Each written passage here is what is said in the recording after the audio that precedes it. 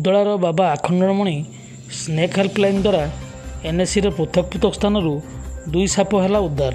ମୟୂରଭଞ୍ଜ ଜିଲ୍ଲା ଉଦଳାର ବାବା ଆଖଣ୍ଡଳମଣି ସ୍ନେକ୍ ହେଲ୍ପଲାଇନ୍ର 2 ସ୍ୱେଚ୍ଛାସେବୀ ଯୁବକଙ୍କ ଦ୍ୱାରା ଉଦଳା ବିଜ୍ଞାପିତ ଅଞ୍ଚଳ ପରିଷଦର 2 ନମ୍ବର ୱାର୍ଡ ଏବଂ 5 ନମ୍ବର ୱାର୍ଡରେ ପୃଥକ ପୃଥକ ସ୍ଥାନରେ 2ଟି ସାପକୁ ଉଦ୍ଧାର କରି ନିକଟସ୍ଥ ଶ୍ମଶାନକାଳୀ ଜଙ୍ଗଲରେ ଛାଡ଼ି ଦେଇଥିବାର ସୂଚନା ହସ୍ତଗତ ହୋଇଛି।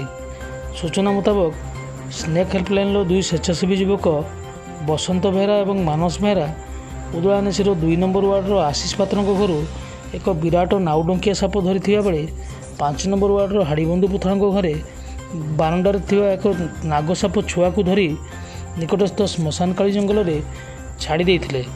ବିଭିନ୍ନ ସମୟରେ ଏବେ ଅଞ୍ଚଳରେ ସାପ ବାହାରୁଥିବା ବେଳେ ଅଞ୍ଚଳରେ ବାବା ଆଖଣ୍ଡଳମଣି ସ୍ନେକ୍ ହେଲ୍ପଲାଇନ୍ର ସ୍ୱେଚ୍ଛାସେବୀ ଯୁବକମାନେ ସାପଗୁଡ଼ିକୁ ଧରି ଉଦ୍ଧାର କରିବା ସହିତ ସୁରକ୍ଷିତ ଭାବେ ନିକଟସ୍ଥ ଜଙ୍ଗଲରେ ଛାଡ଼ି ଦେଉଥିବାରୁ ସ୍ୱେଚ୍ଛାସେବୀ ଯୁବକଙ୍କୁ ଅଞ୍ଚଳର ପୂର୍ବତନ ବିଧାୟକ ପ୍ରଶଂସା କରିଛନ୍ତି।